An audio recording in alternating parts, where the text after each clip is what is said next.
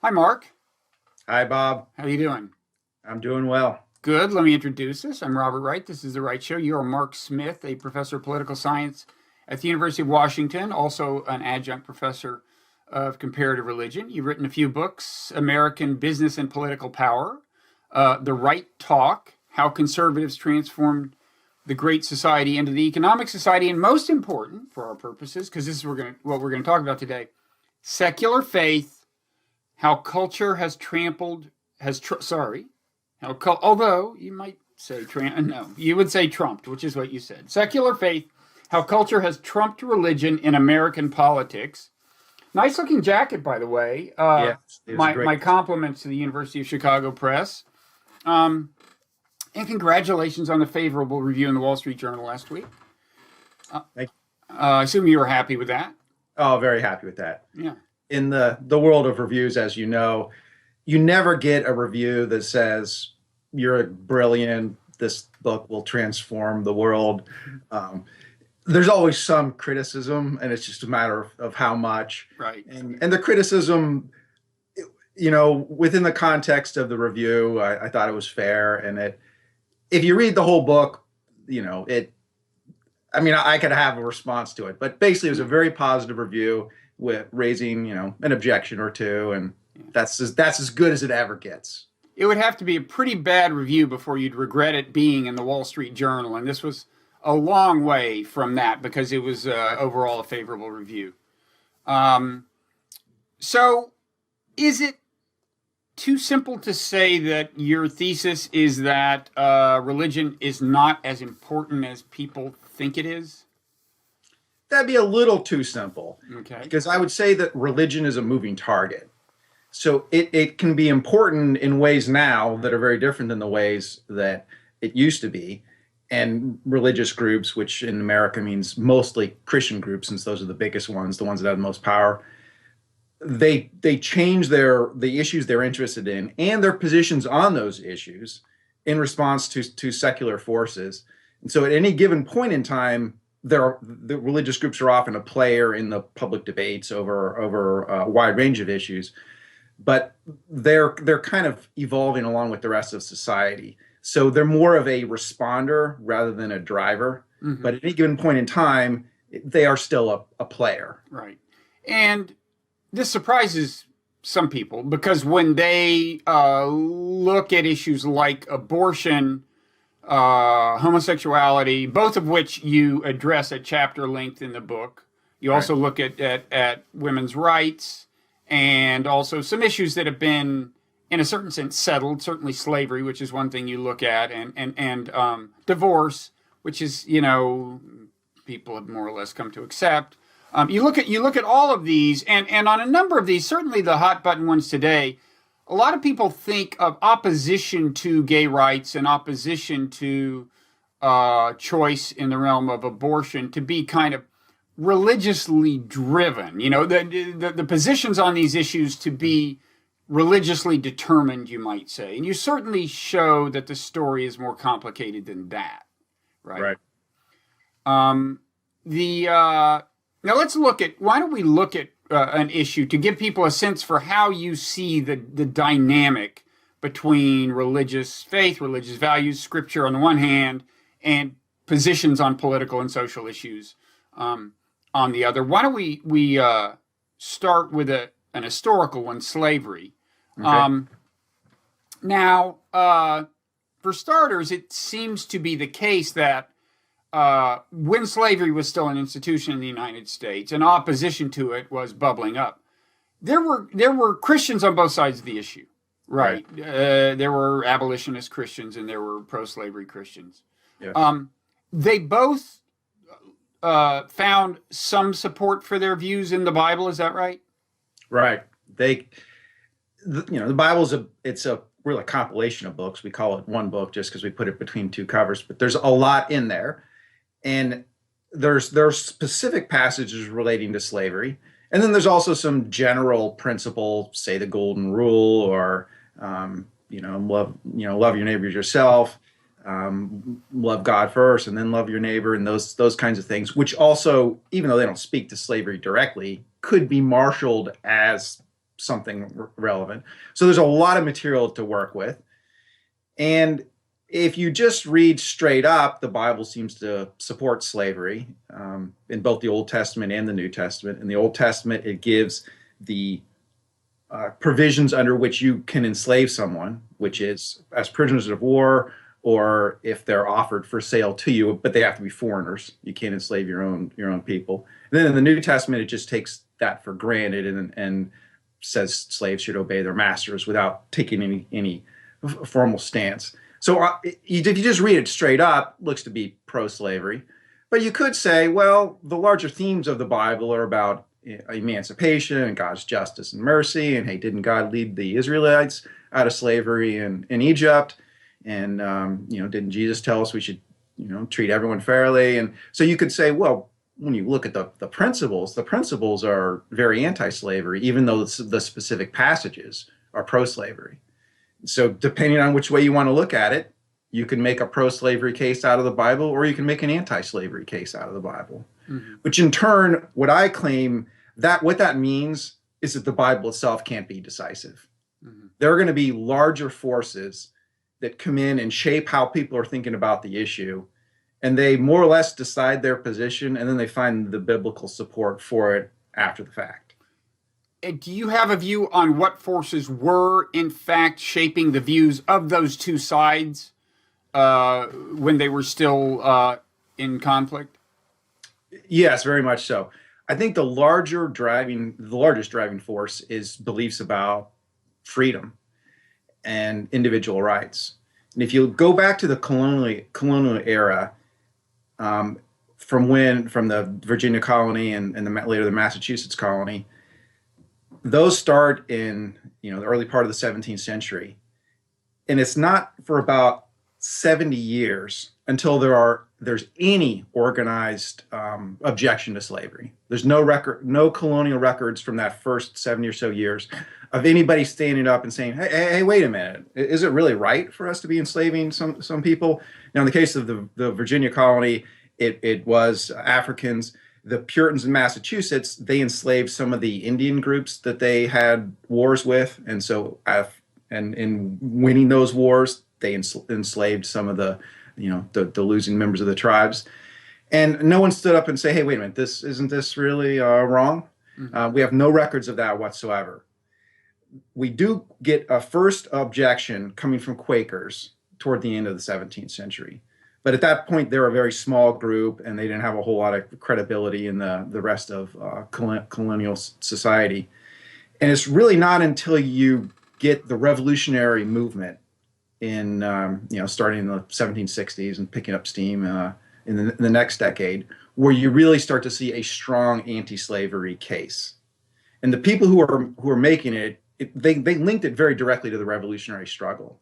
They said, hey, we're fighting for freedom from, the crown, from England. And they said, the king has usurped our rights. And wait a minute, don't we have this slavery thing? And isn't that about usurping somebody else's rights? So people kind of started to put two and two together and say, if we're really going to be consistent and advance this message of individual rights and freedom, then slavery cannot stand. Mm-hmm. And that's really the first wave of emancipation. And that's when the northern states abolished slavery as part of the revolutionary struggle. So the first one, I believe, was Vermont in 1777. I'd have to look it up to be sure, but it was around that time, right as the revolutionary struggle was getting underway. It's the first time any state had abolished slavery. So they previously had it. So you would see it as kind of logic carrying the day. I mean, for one thing, there was a logical contradiction between their quest for liberation from the British and their enslavement of other people. And I guess there were also kind of ideas in the air, I guess, in the era of the Enlightenment and thereafter. Very much. But by and large, you view it as kind of, in a certain sense, intellectually driven. I mean, slavery was just an intellectually confused kind of institution in a certain sense. It was. Once you get the Enlightenment ideas percolating up, it becomes hard to justify it rationally, intellectually. Now, that doesn't mean it's going to be easy to abolish. And because you had those some people in the South saying, "Hey, it doesn't make sense here either." But the big difference between the northern states and the southern states was in the northern states, slavery was not a very big part of the economy. They had it, but there weren't that many slaveholders, and the kinds of crops that grew in the north, wheat being one of the big ones, it didn't lend itself to slave labor in the way that tobacco did in Virginia. And why is that, by the way? Why it seems like it would be cheaper for a farmer either way to have free labor, but well, tobacco needs more kind of round the calendar kind of care, whereas wheat's much more cyclical. So it's a higher labor input per something. Higher labor input, and with wheat, you have a lot of work at the planting time, a lot of work in the harvest time, and not as work in between. You do have weeding and I see some requirements, but when it comes harvest time, if you have slaves around, sure, you can work them, But then you've got to feed them. You've got to feed them year round and keep them year round, and they're not as I see. Exactly. So okay, so it sounds like there is on the one hand the power of ideas, on the other hand, material factors like economic situation influence your receptiveness to the ideas in the air. Yeah, and the political power of the people who could object. So the slaveholders in the North, they lost property. I mean, that's what slavery is. You're holding someone's property. The northern states, they when they abolished slavery, people who owned slaves, you became poor because that's it was like owning a house or a car or whatever. That was your property. Now the emancipators did try to soften the blow by making it gradual emancipation, so that anybody who was currently a slave would remain so for the rest of their life, but any of their offspring would be freed. And so actually on the eve of the Civil War, you still have slaves in northern states, which most people don't realize, because since it was gradual emancipation, if someone was 10 years old in 1780, let's say, they lived to be 80, then by 1850, they're 1860, they're still around, and so they're still enslaved. And in New Jersey was, I think, one of the last states to abolish in the North, and it wasn't even until the 1890s. Wow. So you could easily have people in their say 60s or 70s in New Jersey who were still slaves. Wow, that's amazing, because I live in New Jersey. But so the point. Just let me finish this point. So then in the South, that you could sugarcoat it a little bit in the North by saying, all right, it's going to be gradual emancipation, and then the forces supporting it could basically just overwhelm the forces opposing it. It's a political struggle. But in the South, many more slaveholders. They're much more likely to be in the legislature. You couldn't push them around as easily as you could push around the northern slaveholders. Okay. So you note that now there's basically no Christians espousing support for slavery, and you say that that they now use interpretive methods, meaning interpretation of the Bible. They use interpretive methods exclusively from the abolitionists. In other words, we referred to this, back in when slavery was a big institution, there being this split in how you interpret the Bible. The interpretive methods of the abolitionists are now the mainstream interpretive methods of Christians who think about this at all. And you say this in a context. In the book you've just brought up Sam Harris, who is famous so-called new atheist, who is listing, as you note, all these things in the Bible that seem to be pro-slavery, by way of making his general argument that religion is a bad thing. But it seems to me that in a way, the upshot of this, given that, as you say, all modern Christians find a way to dismiss those scriptures, at least a literal interpretation of those scriptures, is that actually scriptural text at all, religious text at least, scripture, is not nearly as powerful as he sometimes seems to think it is, right? Yes, and I would add to that he's got kind of another agenda going on, which is he's wanting to say, look, the Bible supports slavery. We know slavery is wrong.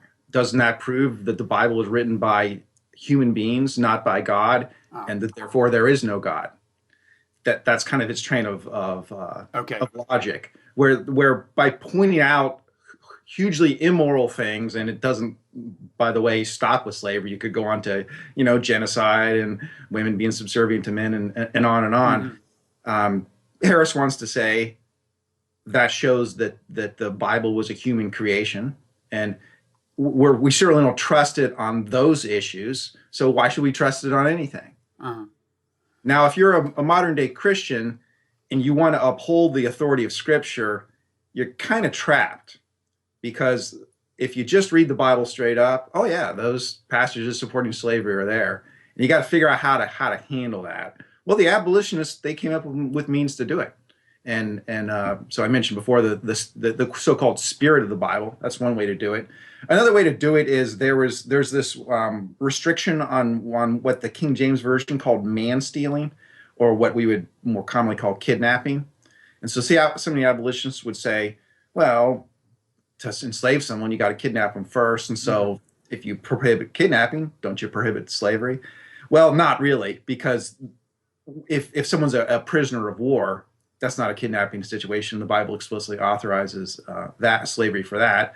And if they're offered for sale to you, you didn't kidnap them. So there's so that though before say 1700, no one had ever interpreted the Bible to oppose slavery. There were Christians who opposed slavery for sure, and many who were very passionate about it, but they didn't use biblical arguments.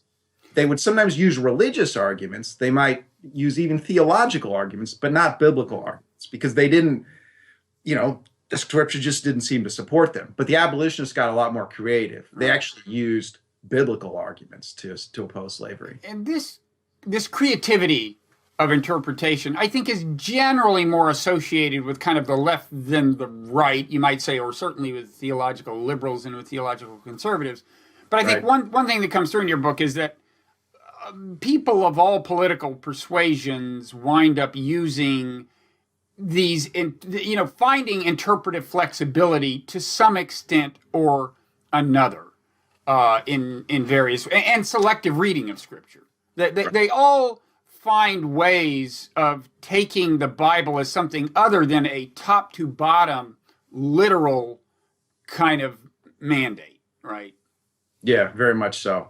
I mean, one theme that comes out of the book, I don't stress it a whole lot, but even people who might be called fundamentalists, and I realize most people don't like that label anymore, even though it started out as a label of just a descriptive label. And it was their label, I think. Right? There was a book called The Fundamentals or something like that, and they embraced it. Right. It was initially they were advancing it as a positive label, but over time it became kind of tainted. So these days, not too many people call themselves fundamentalists, but their descendants who would probably call themselves evangelicals rather than fundamentalists. They actually are not biblical literalists. They often get accused of being biblical literalists, and people who want to say like, "Oh, that's the wrong brand of religion," will often say, "Well, they just believe in a literal reading of the Bible. Surely no one would accept that." But actually, if you dig deeper, you find that, as you just said, all brands of Christians are using creative interpretive methods. They might be literal on certain things. So take, say, the young earth creationists. They're obviously very little about the first couple chapters of Genesis, but those same Christians are not literalists when it comes to slavery.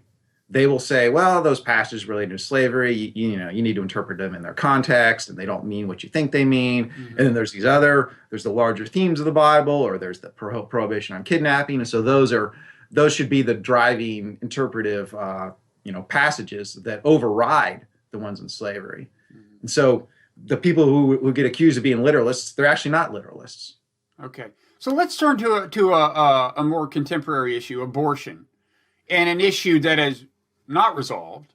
So you still do have people on both sides of the issue. You have Christians on both sides of the issue. Now, I would think there's not as much explicit reference in the Bible to abortion as there is to slavery, right? I mean, is there what kind of recourse is made to biblical text on the two sides? Well, not only is there not much on abortion, there's precisely none. Mm-hmm. There's not a single verse, not a single passage that refers to abortion. Even though there was something like a crude version of abortion then, is that right? Even in... Yeah, there were crude versions of abortion. I mean, as long as human beings have existed, they have tried to practice birth control. Now, the techniques they had available weren't all that sophisticated, but you look at hunter-gatherer societies, they will try to space their birth apart to the best they can.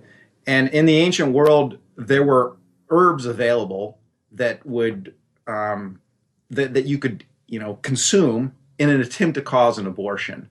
And the hope was, these were basically poisons, and you make the woman so sick that she expels the fetus. Now, it's kind of a dangerous game to play. Sometimes it worked, sometimes it didn't. Sometimes the woman died along with the attempted abortion. But those, there were a lot of herbs that were believed to have abortion-inducing properties, and so people would try that as an abortion method. Okay, so if there's nothing in the Bible explicitly about abortion, how do the two sides make use of the Bible? Once again, creatively. So since there's nothing explicitly about there's no verses you can actually point to. The Protestant tradition, you like to have what's called a proof text. Hey, it says right here, this verse, you can cite chapter and verse and hope to settle the debate. You can't do that with abortion. So instead, you have to get there in kind of a roundabout way. And so, for example, some people on the pro-life side will cite the Ten Commandments. Hey, you shouldn't murder, you shouldn't kill. Well, abortion is murder, right? So therefore, abortion's wrong. Well, only if you accept the premise that's not stated there, which is that from the moment of conception, whatever exists is a fully functioning human being who should be entitled to all rights and liberties. If you don't accept that, then the prohibition on murder means you can't, kill a fully functioning sentient person. So you can get there that way. And then there's this big debate, which most people aren't aware of, but in the world of biblical interpretation and fights between the different Christian groups that were on the pro-life or pro-choice side, it does play heavily. Where there's this passage in Exodus that involves two men fighting. Somehow they injure a pregnant woman, and she has a miscarriage. And it says that the two men, if she has the miscarriage, they have to pay a fine. But if she also dies, then it's eye for eye, tooth for tooth. So they have to be put to death. So the kind of, you might say, unplanned abortion in that case is itself punished. Regardless of whether the woman dies, there is some punishment inflicted. Yes. And therefore, although people on the other side, I assume, note that in that case, the woman did not ask for the abortion. She didn't ask for the abortion. And also the punishment, it's not death. If the injury just causes an unplanned abortion, the punishment is a fine. And they would say the implication is that therefore it was not a living human being. Exactly. So the pro-choice side loves that passage because it seems to say so that passage is used exclusively by the pro-choice side. Yes. Okay. Until 1977, when the New International Version comes out, and it became the first translation to translate that verse differently. So up to that point, even in Catholic Bibles, it was always translated as the woman miscarries, you pay a fine. If the woman dies, the two men have to be executed. That's the way it was always translated, even in Catholic Bibles. And you would think if there's any institution that's known for being pro-life and would look for any kind of advantage it might have in the abortion debate, you'd think they might have translated the verse that way. But the New International Version comes along, and they translate the verse differently. So this isn't just in a matter of interpretation. They're now actually offering a new translation. And their translation says, if the woman, whether the woman dies or not, even the miscarriage is sufficient to call eye for eye, tooth for tooth, the two men have to be executed. That is a significantly different translation. I mean, usually questions that involves the structure of the sentence, right? I mean, usually questions of translation are about individual words or perhaps idioms, but it seems like you've really got to rearrange the sentence there. You do have to rearrange the sentence. And I argue in the book that it's no coincidence that the first time this translation appears is 1977. This is precisely, actually it might have been 1978, but whatever, 77 or 78. This is right when the abortion debate is picking up. If you go before Roe v. Wade, which was 1973, you had a long tradition of Catholic opposition to abortion, but you didn't have a long tradition of Protestant opposition to abortion, at least not in the same way. They often opposed abortion because it was kind of linked to extramarital sex or premarital sex.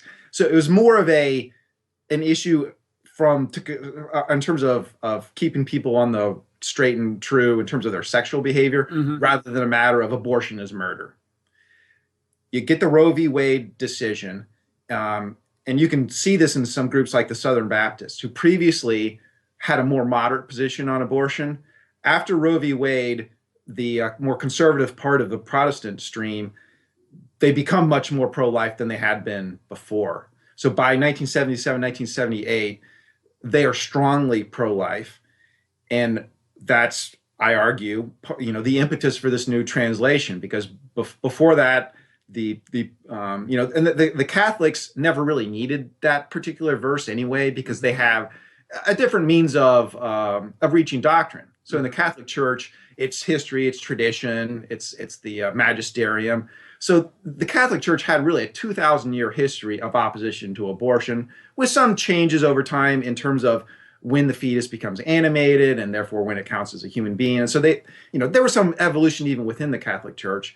But since the Catholic Church isn't dependent upon biblical interpretation per se, they didn't need proof texts. But the whole point of the Protestant Reformation is, well, we're not going to accept the teaching just because it's part of tradition. We need to be able to ground it in the Bible. So the Protestants really kind of needed that verse.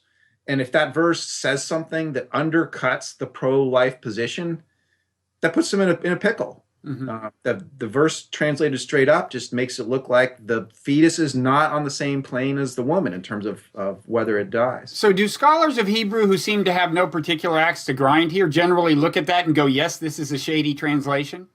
Yes. If you look, for example, at Jewish translations, of which there are several prominent ones out there, not as many as in the Christian world. Christian world seems to love new translations, so there's a few dozen major Christian translations out there and a large handful of Jewish ones. But the Jewish ones, they all translate it as a miscarriage. And when it's a miscarriage, you pay the fine. If the woman dies, then you get executed. So you would think that the Jewish translations that are based upon rabbis with years, decades of study of Hebrew, that they would know what they're doing and would translate it properly. And they all translate it as the miscarriage. Now, you said that early on within conservative Protestantism, I mean, like in the 70s or maybe a little earlier, the abortion issue seems to have grown out of a concern about premarital sex, about promiscuity. And, right. And this is just totally consistent with an anecdote from my distant past, which is I was in high school in San Antonio, Texas in the 1970s. And we had a history teacher named Mr. Lightfoot, my freshman year, who was basically a football coach. But in Texas, for better or worse, they make dual use of football coaches. Oh, yes. And I remember him saying, abortion is for people who want to have their fun and not pay for it. Right. And first of all, it's kind of a grim view of what parenthood is. It's like paying for 18 years of paying for one night's fun. But you very much saw there that he associated abortion with promiscuity, with reckless sex. And that leads to a question. In the case of slavery, you said that you thought that the kind of animating force ultimately for the side that prevailed in the debate was kind of the power of logic in a certain sense. There was just kind of compelling logic behind the emancipation argument. Abortion is more complicated. I think, I'm personally pro-choice, but I recognize it as a very difficult moral issue. It doesn't seem to me like slavery. And I recognize that there are arguments on both sides and that there are kind of moral trade-offs. And so I assume your answer is not going to be that the pro-choice side, for example, is sustained by the sheer power of logic. So this is an issue where again you have to ask. So what is shaping the sentiment on both sides? And I guess one kind of answer would be socioeconomic, right? Like an interesting question would be, like, it may be that, for example, I mean, first of all, for younger viewers, we should take them back to a world where the birth control pill was a new thing. Yep. Contraception was a pretty spotty proposition, therefore, and sex was more strongly correlated with actually getting pregnant than it is today. So it was naturally a concern for parents of daughters in particular that you can imagine how they would develop a certain antipathy toward promiscuity just because of the implications it might have for them. Suddenly they've got a pregnant 16-year-old girl. So, and I guess one thing I'm wondering is, did that tend to be a concern for some reason in some socioeconomic sectors more than others? I mean, I know this is not something you've probably done research on, but just speculatively, I've kind of wondered, like, we think of a position on abortion as being, something associated with conservative evangelicals. But I'm wondering if you went back to the 1970s and controlled for variables like, I don't know, income or education level or rural versus urban, or, various variables, I wonder if there would be any correlation at all with religiosity left. Does that make sense? Yeah, that makes sense. Certainly before Roe v. Wade, you could get abortions but it was generally from your OBGYN, and better off women were able to secure abortions. Right. Worse off women were less likely to have that relationship with an OBGYN. Right. And they were the ones who would turn to the back alley abortion clinics. So there really always has been this heavy class element to abortion. And there is, we should say, a correlation on the religious side. The kind of mainline, more liberal denominations tend to be correlated with higher income levels, right, than the conservative evangelical denominations. Right.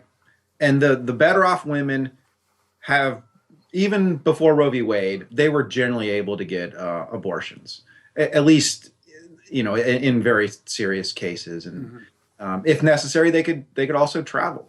Once you had a few states that were liberalizing their laws, if you were better off, you could travel. But for a lot of people, most people, frankly, putting together the resources in order to go to another state in order to acquire an abortion just isn't feasible. And we're seeing a similar kind of pattern now where there are several states that have, like one abortion clinic in the entire state, where if you need an abortion, you might have to travel a few hundred miles. That might take you, 2 or 3 days out of your life. And also you have to pay for it out of pocket too. So it's typically something like, say, $500-600, which for you and me, we could come up with $500 or $600, but for a huge percentage of Americans, that would be a real challenge. So the abortion laws that we have now still have this huge class dimension to them, where even when there's a lot of restrictions, which there are now, and increasingly there's more and more in states that are passing restrictions, and there's going to be a Supreme Court case this current term about abortion, the better off women can get around those restrictions. But the lower class women, and that's a huge overlap with that with race as well, they have a much more difficult time. So getting access to abortion for women on the lower end of the SES ladder has become a real challenge. And really has always been a challenge in a way that it hasn't been for the better off women. So this may be a case where secular socioeconomic variables are kind of independently predictive of to some extent, of one's position on abortion, even when you take the religion away. And the religion may be almost masking that kind of effect, that kind of causal relationship. Yeah, I mean, it's kind of tricky because I would want to distinguish between those who get abortions and people's opinions about abortion, which are not necessarily the same thing. In America right now, about 35% of women who pass through reproductive age will have an abortion. So, a huge number. And yet overall public opinion is pretty evenly split. For example, if you ask people to like call themselves pro-choice or pro-life, it's pretty evenly divided. And if you ask people, would you support an abortion under the following circumstances? You get heavily support for life of the mother in jeopardy, like 90%, some like 80 to 90% for cases of rape or incest. But then after that, it drops off a lot. If you ask people, do you think someone should be able to get an abortion because, say, they are poor and can't afford any children? You get a majority saying no. Should someone be able to get an abortion if, they already have kids and they don't want any more? You get a small majority saying no. So the country is very divided on abortion. And if these 35% of American women who have abortions, you might think that's a huge pool of support for abortion rights, but actually not necessarily. Just because someone has had an abortion doesn't mean that they're going to necessarily be supportive of the right more generally. Okay. So let's move on to homosexuality. And now we're getting back to an issue that's a little more like slavery in the sense that the movement seems to be kind of in one direction in the long run. There are still, there's still a division of opinion to some extent on things like gay marriage, but the movement in one direction, generally speaking, on gay rights has been so strong and rapid by historical standards over the last few decades that you kind of have a sense, I think, of where this is going to wind up. So again, I assume you have a difference in interpretation of biblical text here on the two sides of the issue historically. Yeah, very much so. And what's really interesting about the homosexuality issue is the abolitionists introduced these methods of interpretation on slavery. Mm-hmm. So I mentioned like finding certain things like the kidnapping or looking at the overall spirit of the Bible. And another one they emphasized was the context. So they would often try to say, well, the Bible authorized slavery for their times, but modern slavery is very different. And so just because the Bible authorized a type of slavery for their society, that doesn't mean that it would authorize a different sort of slavery for our society. So they offered a contextual interpretation. And the people supporting gay rights, Christians who wanted to support that and make a case for the Bible, they kind of grabbed all of those same interpretive methods. So basically the abolitionists handed, they didn't intend to, but they pioneered a method of interpretation that those Christians who want to support gay rights later picked up. So once again, just like slavery, if you read the Bible straight up, it looks to condemn homosexuality in no uncertain terms. Most people are aware of the Leviticus passage, a man shall not lie with another man. And by the way, it prescribes the death penalty for those who do so. In Romans, the Apostle Paul refers to people committing shameful and unnatural acts with their own kind and describes what seems to be homosexual relations. And he includes both men and women in that, by the way, the one part of the Bible that refers to female homosexuality in addition to male. And there's a handful of other verses that look in no uncertain terms to condemn homosexuality. So just like the slavery, if you just read it straight up, hey, it looks like there's only one plausible answer. But then the supporters of gay rights come in and say, well, wait a minute. Yeah, that looks like it's condemning homosexuality, but what was the type of homosexuality that was practiced in ancient times? It certainly wasn't committed long-term same-sex relations. That form of homosexuality didn't exist. Instead, what you had was things like male prostitution in pagan temples.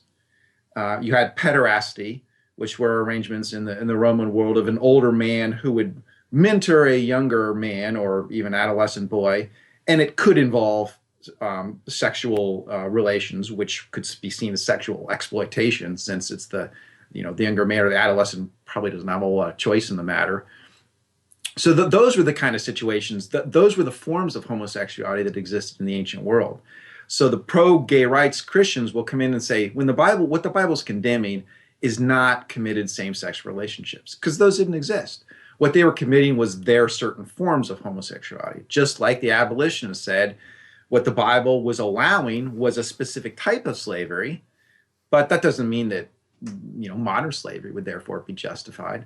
So it's this contextual type of interpretation where what the text seems to say, well, maybe it doesn't mean that if you bring in the larger context. Now, again, as for what has motivated the change in views, of course, there are appeals to logic that are cogent, right? But I've always thought that there was a different dynamic at work. I mean, I would say generally, when people appeal to logic, like human rights, Enlightenment era ideas and so on, I personally am almost as skeptical as when they appeal to the Bible. In other words, yes, whenever we want to make an argument about something, we appeal to some source of authority. And it could be, John Locke, or it could be the Bible, or it could be any number of things. But it seems to me that it's still a separate question as to why we are first motivated to appeal to an authority to support that position as opposed to another position. And I don't deny that it may be the power of logic sometimes. I think sometimes it is. But I've always thought that in the case of homosexuality, leaving aside the logic of the argument, one thing that I just thought I saw happening was once gay people started coming out of the closet, more and more people realized that they already had a gay friend or a gay relative. And it just seemed to me that led to more liberal attitudes. And then the more liberal attitudes were, the more people came out of the closet. And it was just this kind of self-sustaining thing. I mean, I have seen people I know, including relatives, religious relatives, evangelicals. I've seen their views transformed in that way. And interestingly, sometimes it seems to carry more broadly. They become open to liberal ideas more broadly. So I guess my question to you is, does that seem to be at least part of the dynamic to you? What is your I know in the book you talk about the time when gay people first started organizing as an interest group, and first started finding a voice, and you do locate that as kind of the beginning in some sense. But what's your overall take on why there's been such rapid progress here? Yeah, I think you summarized it nicely. So we get a gay and lesbian rights movement. Starts off very small and it's kind of hidden and discreet, becomes more out in the open, late 60s, early 1970s. But throughout the 1970s, it's not really penetrating the larger public. So there is an organized movement, but the general public is not becoming more supportive of gay rights during the 1970s. It's pretty flat. And it's also not becoming much more supportive during the 1980s. So this dynamic that you're mentioning of people coming out of the closet and then friends, family members, coworkers becoming aware of that dynamic hasn't really kicked in yet. So you had a lot of gay people in that era who still were closeted. And the one thing that I would add to the summary you gave was media coverage, I think, also plays into this. It's really interesting if you watch some movies from, say, the 1970s, 1980s. I mean, most of the time they're not going to reference homosexuality, but when they do, it's generally negative. I was just struck by this when I was just watching Fatal Attraction on Netflix a couple of months ago, which I think was 1987, and it had just this one little thing, but you just casually slip in, very what we would consider today bigoted kind of dialogue or references. And that was just par for the course. I don't remember that, which is probably a sign that I saw it right when it came out. It's interesting. When I saw that movie, I was at the New Republic, where Andrew Sullivan, while I was still at the New Republic, a couple years later, wrote his cover story on gay marriage, which was the first time I'd ever encountered the concept of gay marriage. I think it all happened so fast. But I don't remember the gay slur or whatever it was in that movie, and that's probably testament to exactly what you're talking about. It was just a different time, and you took it for granted. Right. And it was very minor. I mean, I picked up on it because I'm interested. Most people might not even pick up on it. And that dynamic starts to change in the late 90s. So you get, Will and Grace as the first Mhm. show, the gay character, Ellen DeGeneres, comes out of the closet. And you start to see the media change. And you start to see gay characters appearing in mainstream shows and being kind of, part of the show. Mhm. So you get what's going on in people's personal lives where the heterosexuals are more likely to know someone who's gay or lesbian, and then you get the media coverage reinforcing that. So that sets in motion this dynamic where people are becoming more open to gay rights in areas like protection from housing discrimination or employment discrimination, and eventually marriage. And as all that's happening, one of the larger themes of the book is that regardless of your religious affiliation, you're part of the society. So if you're a secular person, you're seeing that unfold before you. But same thing if you're an evangelical Christian. Same thing if you're a liberal Christian. Now there's certain exceptions. If you're Amish and you don't have electricity, you don't have TVs, okay, that's a little different story where you really can wall yourself off from the larger world.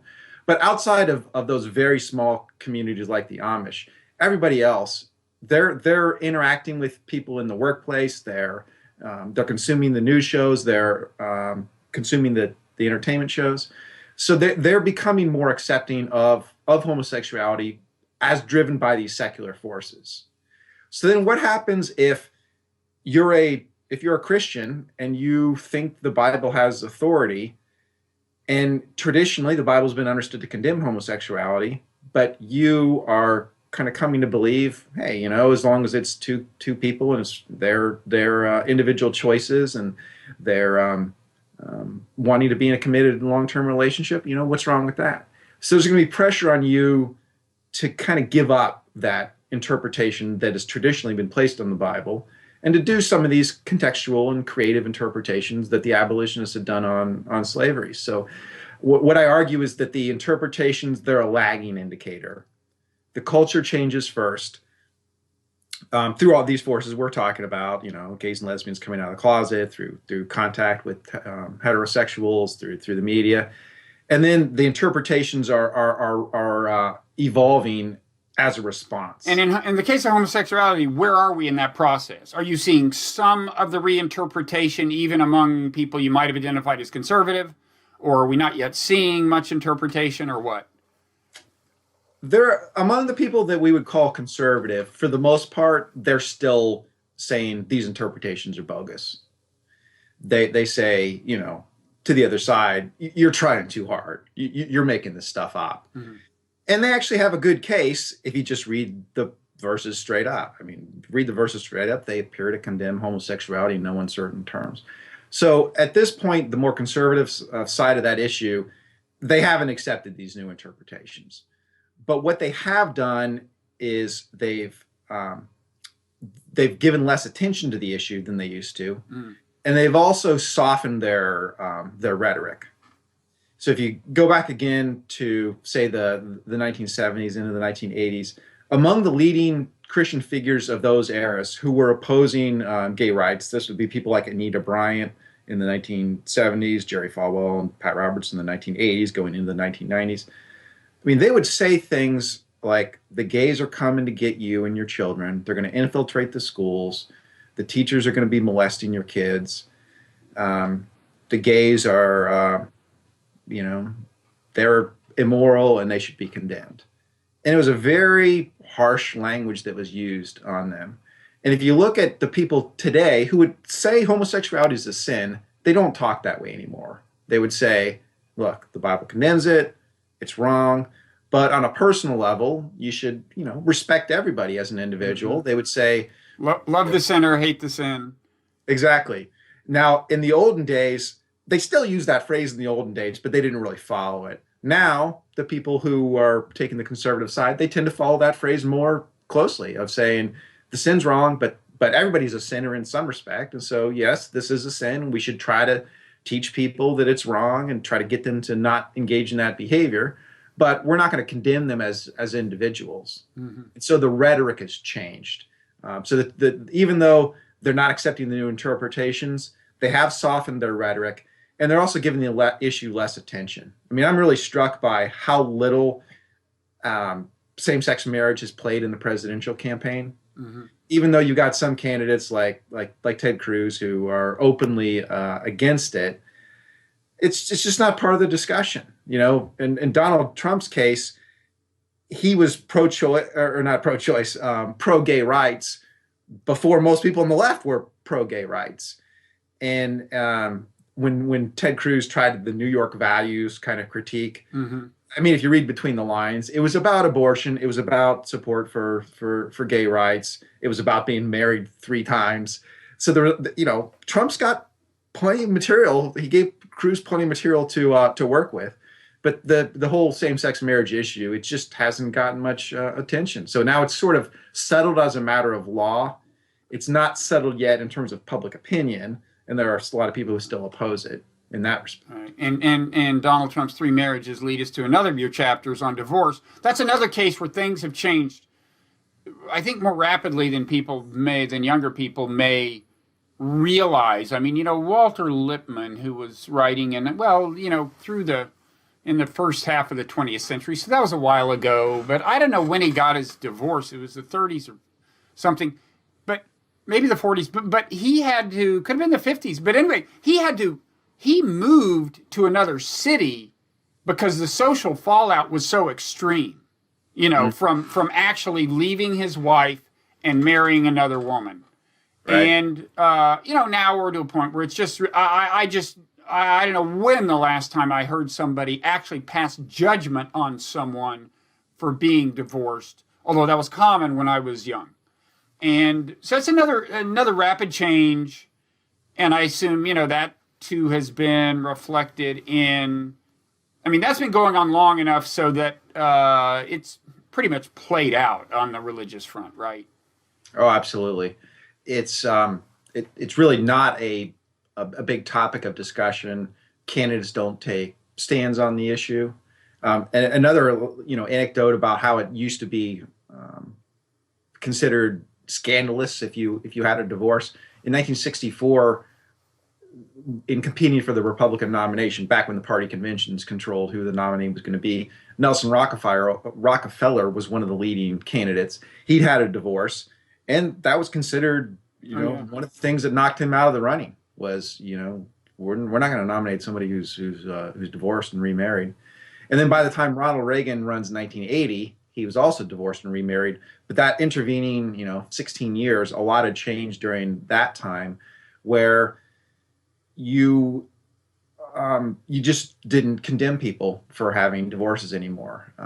You don't, like you said, you don't pass judgment on them. If for anyone I think who's been married, when you hear about someone having a divorce, you feel for them because of the difficulty of it and all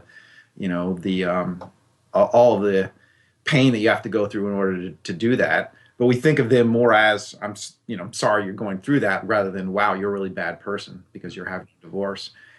And that wasn't true earlier in the 20th century. And this is another area where the Bible seems to speak very, very clearly. The Bible prohibits divorce. It's as a serious sin.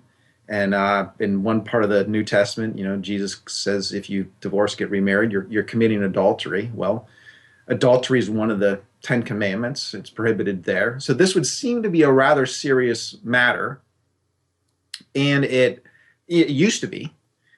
So this is one of the stories of American history that I try to uncover and tell because it's not widely known. But we had about 150 years of political struggles over divorce, where states were gradually loosening their divorce laws.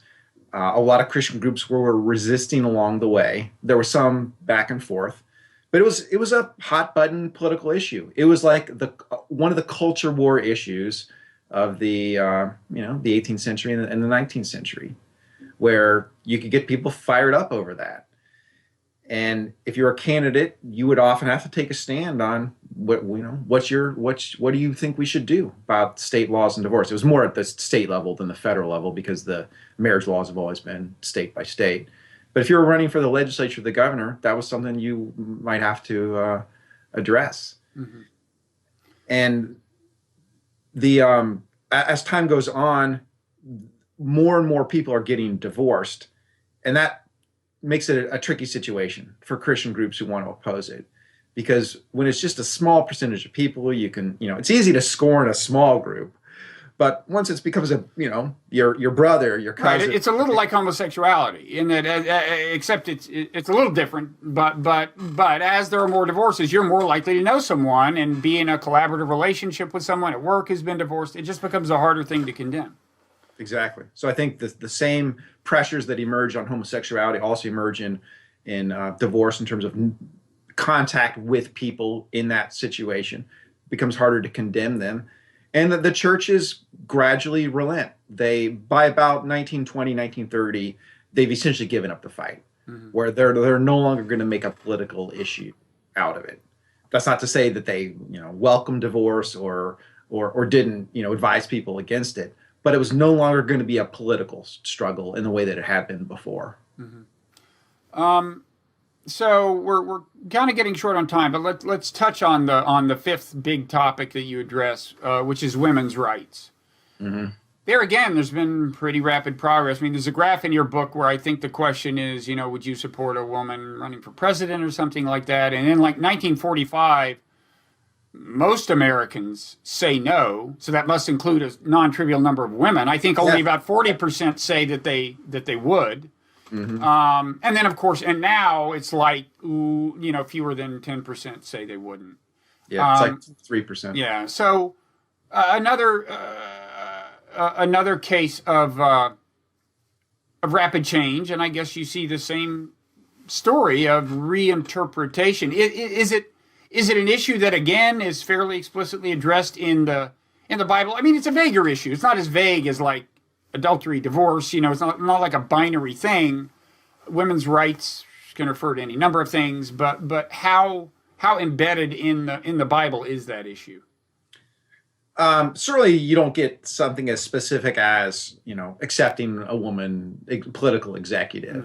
You don't get it at that level, but you do get things like whether women can be pastors, and whether wives should submit to their husbands, and things like whether women should stay quiet in church.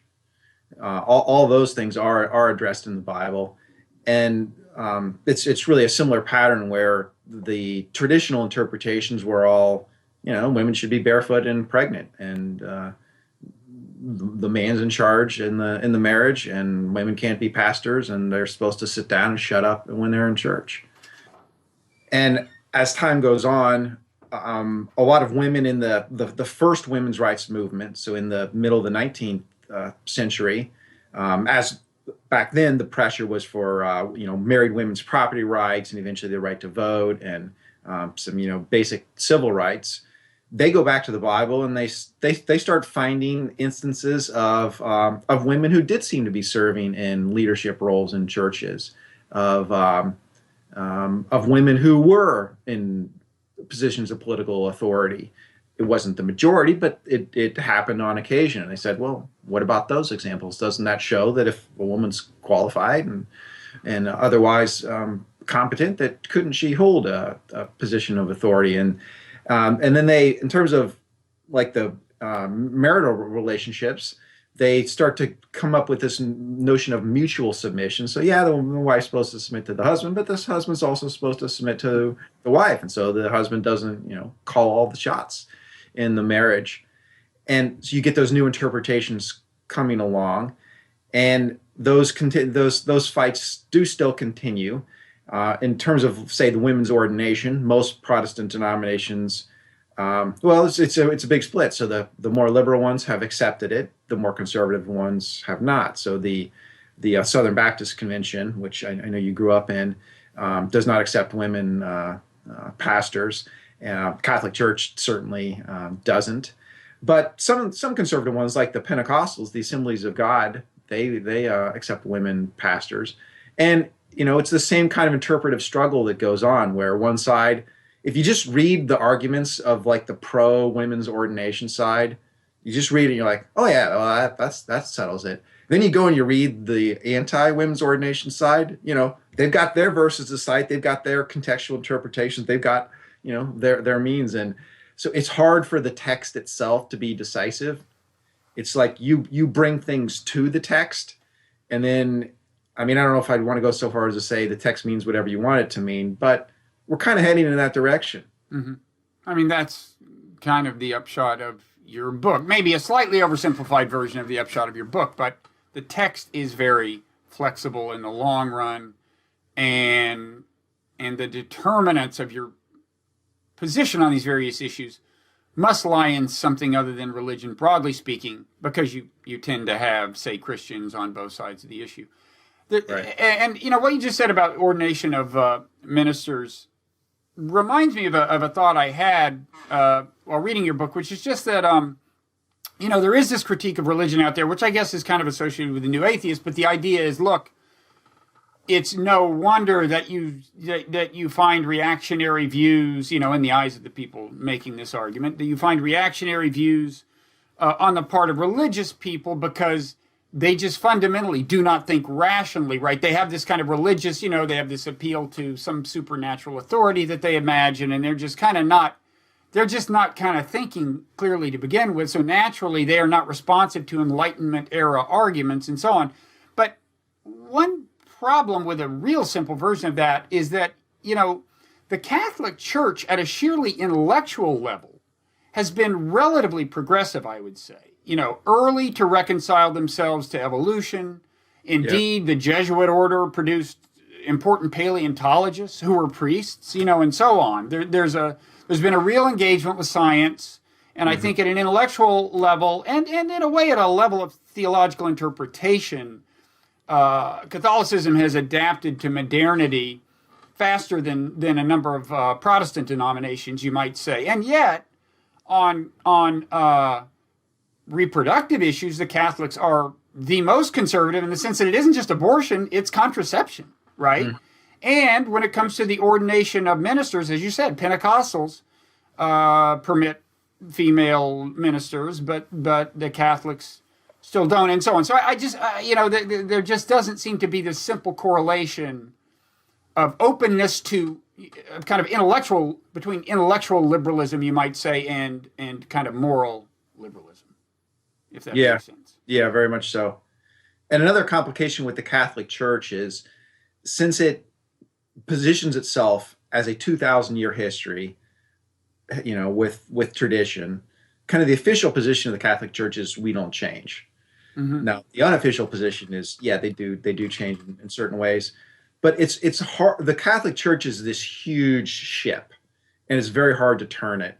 Even Pope Francis, you know, he's turning it, but really not as drastically as a lot of people have thought.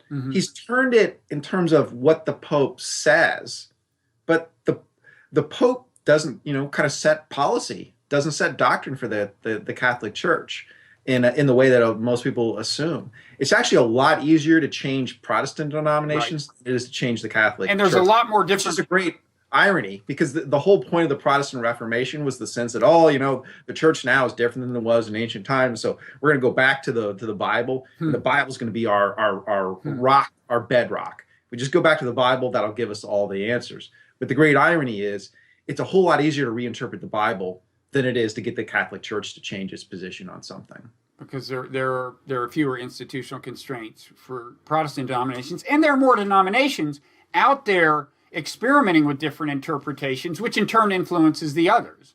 Right. I mean, if you're a Protestant church that is attracting a lot of people to your church, people are other denominations and other churches, they're going to pay attention to what you're saying, right? I mean, it's not quite like two companies competing for customers, but there is just more kind of ferment when you've got a lot of different independent entities, you know, that are free to come up with new interpretations, whereas the Catholic Church is just this one huge thing. Yep. And would you say, in closing, that what would you predict then, given what you've seen about the rate of adaptation in the Catholic Church? What might, for example, a proponent of gay rights realistically hope about what Pope Francis's, you know, relatively tolerant utterances might foreshadow about actual doctrinal progress in the future? Do you think it's going to be a long, long wait, or what? I think the best that one would hope for who wanted the Catholic Church to be more accommodating toward homosexuality is that it would do essentially the same thing that it's done on contraception, which is to keep the doctrine, but look the other way when people ignore the doctrine. In terms of contraception, everybody knows that the Catholic Church, the official position is still it's a sin, and yet the rate of contraceptive usage is not any different among Catholic men and women than among non-Catholic men and women. So it is violated, or it is honored in the breach, as they say. And it's going to be very hard for the Catholic Church to ever say, relations between two men or same-sex relations between two men or two women are acceptable. I don't think you're going to get that. But what you can get is that's the official doctrine. But then in practice, if two gay guys show up at a Catholic church, they would be welcomed and treated like anybody else would be. So I think that is the future we're heading toward. And a lot of the Pope's statements, they are pushing along that lines. I mean, when he said in response to a question about homosexuality, who am I to judge? Right. That kind of seems to say, it's personal. If he can't judge, what Catholic can, right? I mean, that's kind of a message to everybody. Yeah. And so notice that he hasn't tried to change the doctrine. Right. Because it's really hard to change doctrines in the Catholic Church. But you can certainly change how much attention you give to them, whether you apply them in all circumstances, how much energy you give to the issue. So I think that's the direction we're heading in the Catholic Church. Mm-hmm. Okay. Well, listen, thank you, Mark, for taking the time. It's really a fascinating book, Secular Faith, How Culture Has Trumped Religion in American Politics. Continued good luck with it. Yes. Thank you. And then, and maybe down the road, we'll talk to you again. Sounds great. I'd like that. Okay. Thanks a lot.